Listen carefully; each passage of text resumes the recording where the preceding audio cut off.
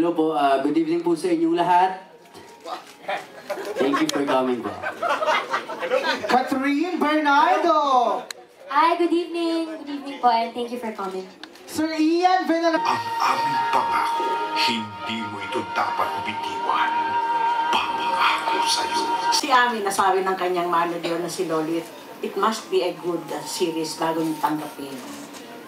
Ay, syempre naman po, tita, noong pang PSY1 pa lang, di ba, alam mo naman natin lahat na classic talaga ang pangako sa'yo. Kaya ito, sabi ko nga, Nanay Bilan, okay yan, sige.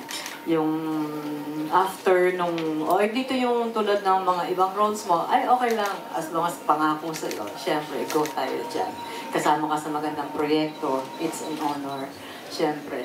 And pagdating naman po dun sa memorable na eksena, syempre lahat yung behind the scenes ng bawat eksena ginagawa namin, yun ang talagang memorable para sa aming lahat.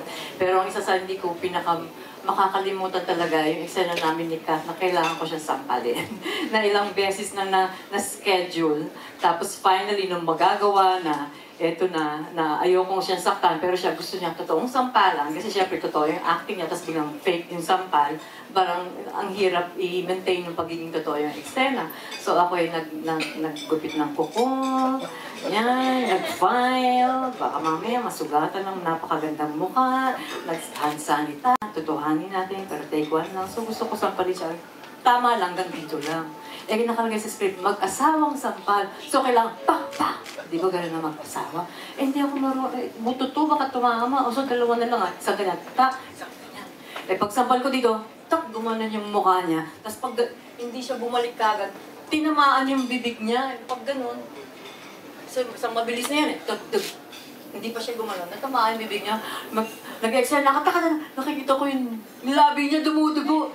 Dumudugo na yung labi niya. So syempre, ayoko naman i-cut yun. Hanggang sa yung tinapos eksena, iyakan, nagdaba ng dialogue. Nung pagka-cut, dumudugo yung labi niya. Wala siyang kamalay-malay. Yung kaya, ang sumasama ng loob ko sa kanya, na nag-prepare pa ako, tapos biglang hiya-hiya ako na,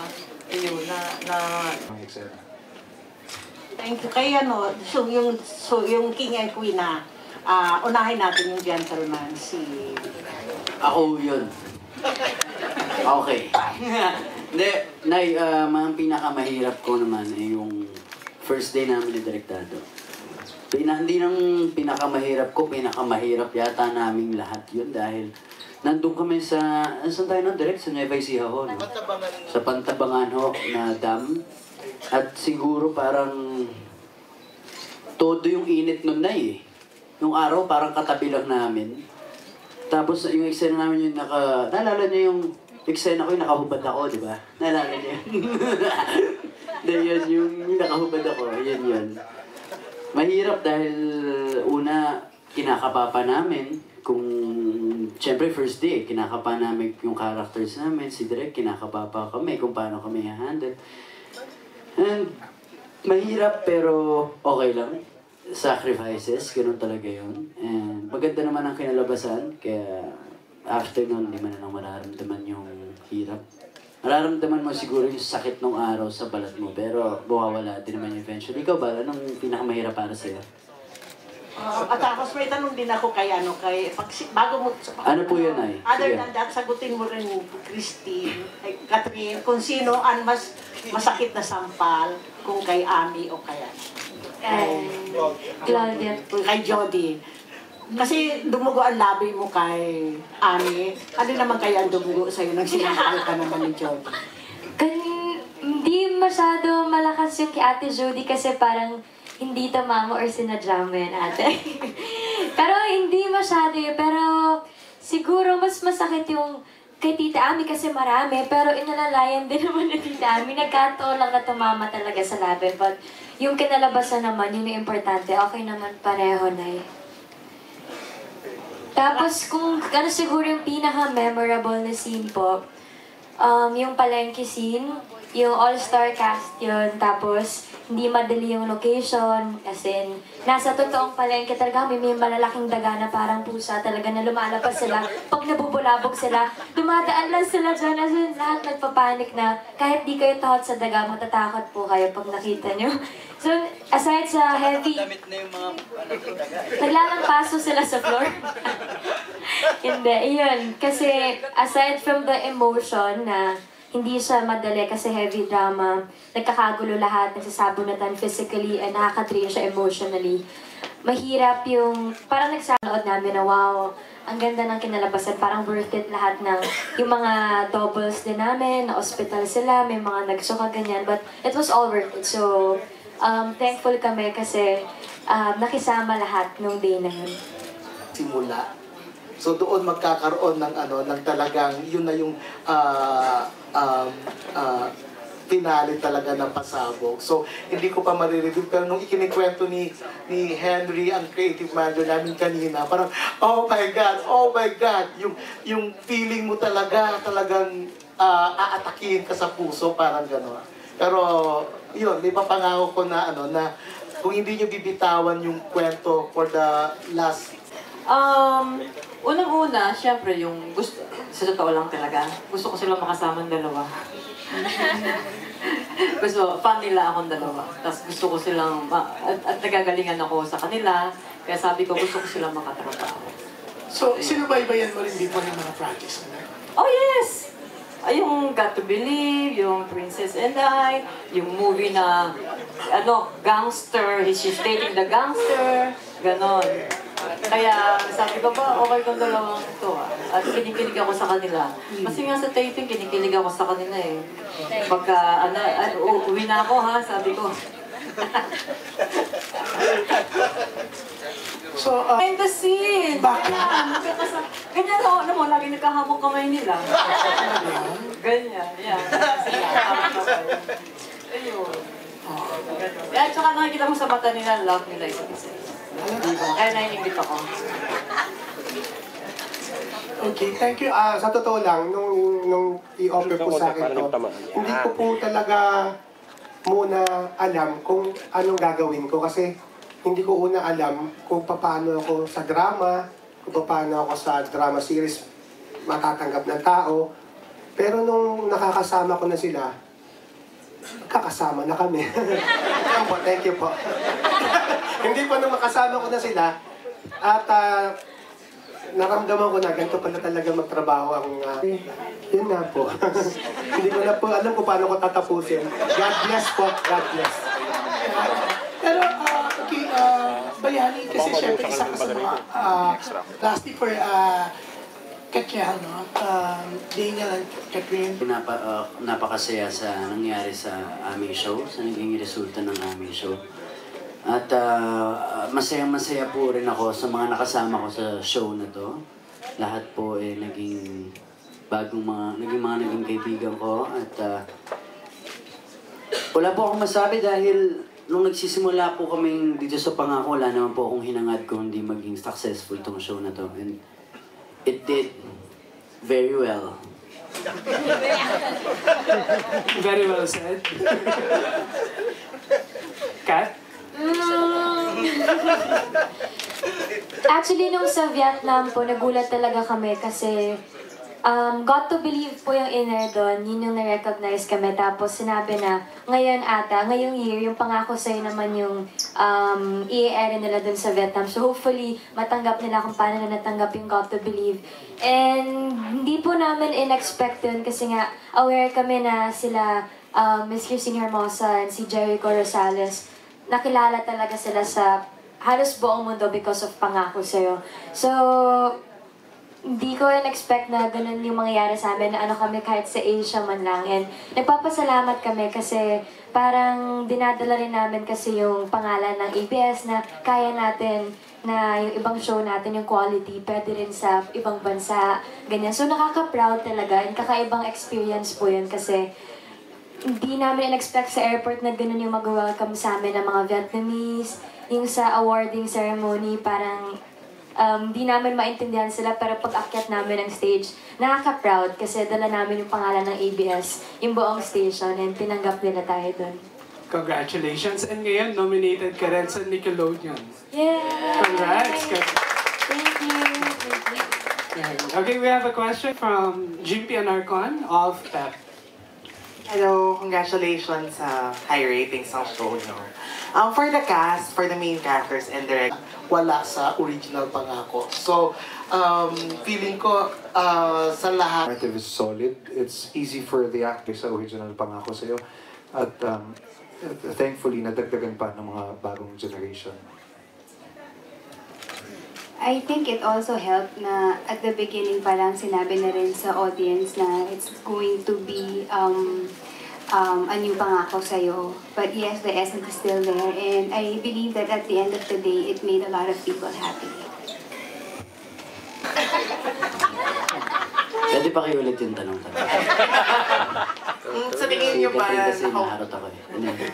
sa tingin nyo ba nakawala sa shadow ng first Pangako sa'yo yung version mo?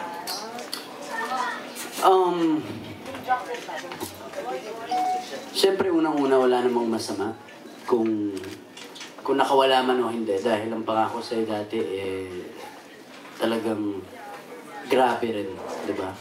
Hindi naman yung negative, very positive yun para sa akin. Nagawa naman ng paraan ng sobra, alam mo yun? Di ba? Hindi, yun naman yung goal talaga namin na hindi masyadong maging kamukhang-kamukha ng Pangako dati, di ba? Bakit naman natin gagayahin pa? Oo, sana ni-replay na lang natin. Hindi, pero ang ginawa naman natin ganun pa rin yung atake, pero iba na yung storya talaga. So, nagawa naman ni Senyor yun, ang napakalupit nating writer. And, balik ko ulit. Feeling ko, hindi ko masabi na totally nakawala kami sa shadow of the original one kasi pag yun yung hirap pag gumagawa ng isang remake, yung comparison siguro na bakit ganyan, maraming questions yung mga tao, especially yung mga tao na napanood yung una. Pero siguro kung meron tao dito na sobrang na challenge, yun yung creatives, yung writers, kasi may hirapan nila i-balance kung ano ba yung gusto namin i-offer sa kung ano yung hinihingi ng mga tao. Kasi ang dami rin ganun maraming through social media, ang daming opinions, ang daming sabi, ang daming question ng mga tao. May dumating sa time na nagagalit yung mga tao kasi ang dami nangyari sa Pangako sa'yo na wala naman daw sa original. And ngayon, laking pasasalamat din namin sa buong team and sa mga tao kasi natanggap nila yung Pangako sa'yo na naintindihan na nila na, okay, Pangako sa'yo remake to pero binigyan nga nila ng ibang buhay. So hindi siya madali and ngayon napatapos na kami, parang gusto ko i-credit talaga yung mga writers and all kasi na-balance nila yung original and the new one. Yeah. And for you, Catherine, since nasa iyo ng mic, how does it feel being nominated sa Kids' Choice Awards? Kasi last year, di ba si Daniel? Ngayon ikaw naman. Masaya. Masaya ako na Nickelodeon yan, parang, oh my God, pinapanood ko lang yun. Ang sayang maging parte ng ganyan. And basta ngayon na nominate na ako, masaya na talaga ako dun. So, yun, bumaboto ngayon ng mga tao, pero yun, masaya na po ako. Kinikilig talaga ako. And then last question for you then, kasi di ba merong parang wedding scene kanina dun sa trailer na ikaw? Yeah, tonight. So, what is your dream wedding? Actually similar, parang ganun. Diba doon, konti lang sila. Yun sabi ko, gusto kong wedding, mga 30 lang kayong tao. Sa isang island. Yeah. Iba yung sa kanya, iba yung dream wedding ko sa dream wedding niya. So, malaman nyo akin. Oo, syempre. Sobrang opposite. Yung sa akin, mga 30 na tao sa isang island. Tapos, sa beach, ganyan. Tapos, simple lang lahat, casual. Tapos, gusto ko private. Yun sa'yo. Thank you, Daniel. Ako parang ito gusto ko. Di ba nasa simbahan ako? Tapos lahat nung supporters ko nasa labas. So pag kinasal ako, ganoon ako sa labas, oh yeah! Sigawan sila, di ba? Ang saya. At least kasama sila dun sa kasal ko. Party sila nun. Okay naman. Ito super duper last na talaga. Okay, for the two of you then, complete the sentence. Pangako sa'yo, yon. Pangako sa inyo. Sa kay Daniel. And then Daniel to Catherine.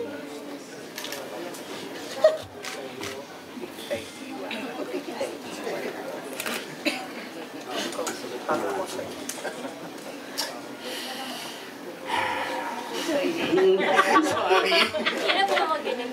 Hindi, pangako sa'yo, Catherine, na ipaglalaban kita. Hindi, pangako sa'yo na hindi ka malulumbay hanggat akong kasama mo. Catherine. Pangako sa'yo, DJ, na... Yeah, eto, munda. Hindi, kahit kailan, hindi mo mararamdaman na mag-isa ka. Andito ka parati to support and guide you.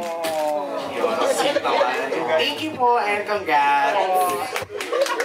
Ayan, we are down to our last 2 questions na lang po. Kuya Aaron, kanino ba manggagaling yung mga tanong na yan? Ito, Von, no?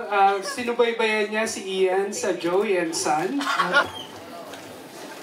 Kwento ko na yun. Okay, kanina going here, tahimik lang ako sa kotse. Tapos may mga iniisip lang ang bagay. Tungkol kay Catherine din. Na grabe na rin pala yung pinagsamahan namin dalawa. Diba? Na sobrang napaproud lang ako kay Catherine sa lahat na nararating din niya ngayon na magkasama kami dalawa. Na ako yung kasama niya sa lahat ng nararating niya ngayon. Very proud ako doon. And siguro, di ba? May mga ganun pa. Masyado naging seryoso, sorry. De, pero yun, de, very proud talaga. Very proud and very thankful sa lahat ng, ano? Hindi ka tawa mo eh. De, yun nga na,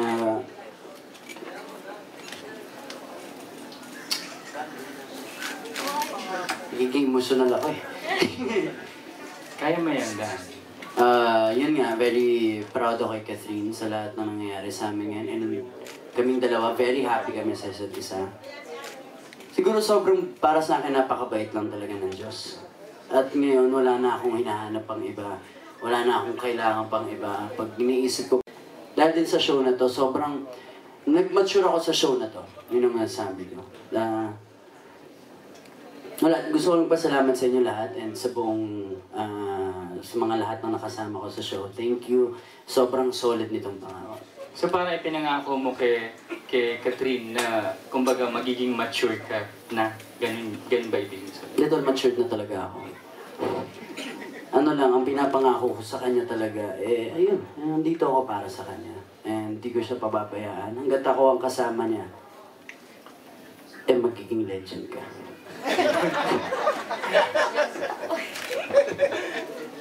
Sorry. Kat, anong realizations din dun sa of course pagiging partner and collab in Daniel?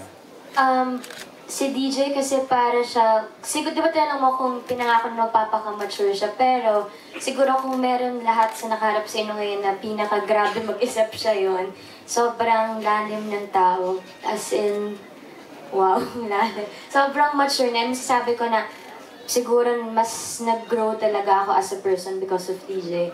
Yung mga sa simpleng bagay, sa mga pag-uusap sa mga tao, sa kung pag-handle ng mga problema ko, huwag ako agad ma-stress. As in, siya yung nagpa-realize sa akin ng maraming bagay. Ang laking pasasalamat ko dun. Siguro kung meron akong napangako sa kanya na masabi kong nagawa mo na. Nagawa ko so far. Yung intindihin, sinabi namin na dapat intindihin namin yung isa't isa, na ang tagal na namin magkasama. Ngayon, ilang years ng 4 years na love team. And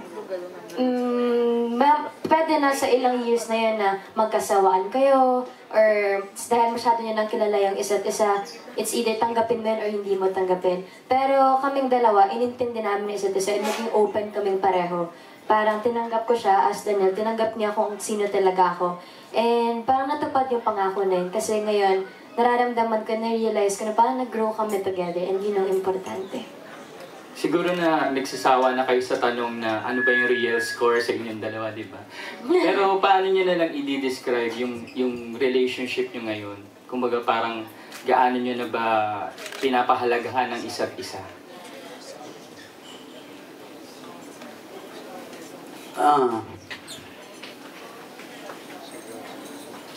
Oo nga, nasiseryoso na ako eh. Ikaw mo. Patanong nga ulit to.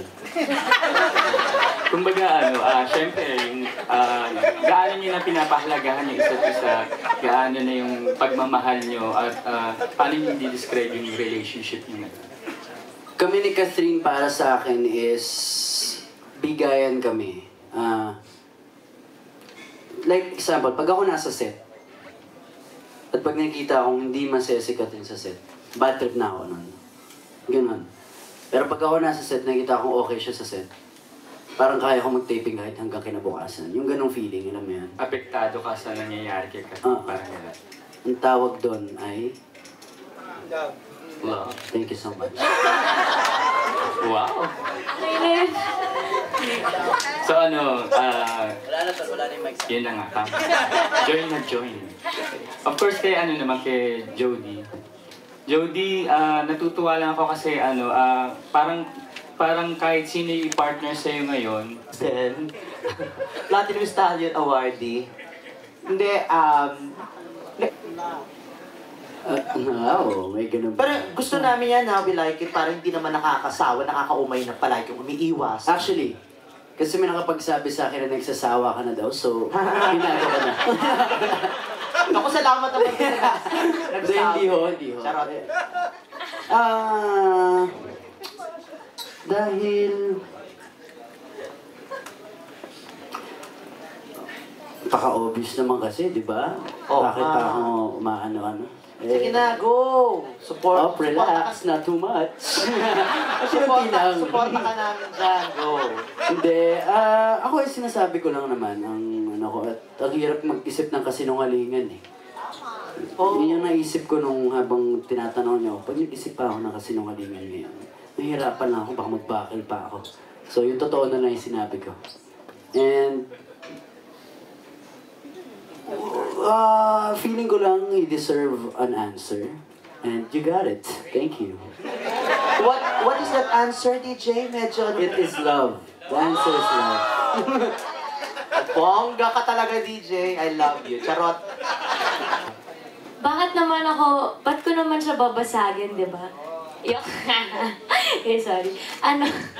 Hindi kasi nakakatuwa kayo together ng ganyan, promise talaga. Mas lalo nakakilig. Hindi kasi parang ang hirap nga yung parang hindi naman sa inuuto mo yung mga tao or parang pinapaikot mo sila, ganun. Parang kami, basta usapan namin ni DJ, on or off cam, importante yung ipapakita natin sa kanila kung ano yung totoo, yun talaga. And yun, kung ano nakikita nyo ngayon, yun, ganun po talaga eh. So, maybe grabe talaga yung care namin sa isa't isa and sobrang importante. Grabe, malaking parte na kami ng isa't isa. Parang magnet na kaming dalaw, di mo mapag-iwalay. And kung ano nakikita nyo yun lang po yung totoo talaga.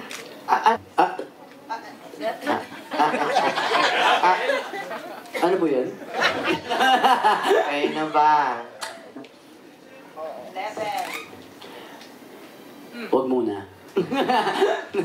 Sorry. Tapos sabi mo kanina, love Ever since naman, pati si Mama sumasama po sa akin sa taping parati. So, parang naging anak na rin talaga ni Mama si DJ. Yung pag pinagsasabihan siya, kapag may nagagawa si DJ, parang si Mama yung isa sa mga proud na tao dyan. So, parang naging close na kasi si Mama lalo, pati si DJ, naging anak na niya. So, sila Mama naman, si Tita Carla, sinasabi nila na hindi naman importante kung maging kayo ngayon, basta i-enjoy nyo lang. And bata pa kayo pareho, basta importante, alam daw namin i-balance kung hanggang saan, kung ano yung mga limitations namin. Apektado din ba sila kapag ka nagkakatampuhan kayo? Like sila ba yung gumagawa ng paraan para magkabati kayo or... Hindi masyado. Parang mas pinapabayaan nila kami na kung may problema, kailangan kami yung mag-ayos na hindi makialam yung ibang tao. May tiwala, di ba? Ayan, ako! Thank you po. Nagmamadali ka, te. Ay, sana na. Yung Valentine's plan nyo na lang, Kat, at saka, plan. First time namin walang trabaho nga on Valentine's Day kasi till Feb 12 yung taping. So, pinag-uusapan, anong pang final? Anong plano mo dito? Siyempre, ikaw dapat yung nagpa-plan din. Ikaw yung lalaki. Oo, ako nga yung lalaki dito. Yung plano ko dapat, naayos ko pa kasi may pinag-uusapan pa kami ni Tito Ian. Ha? Na...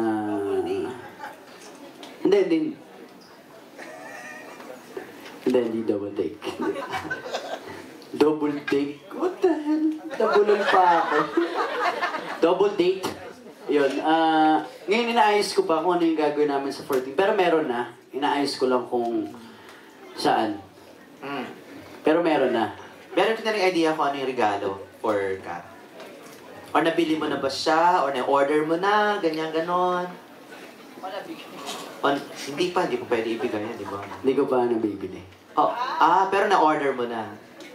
Na-order niya na.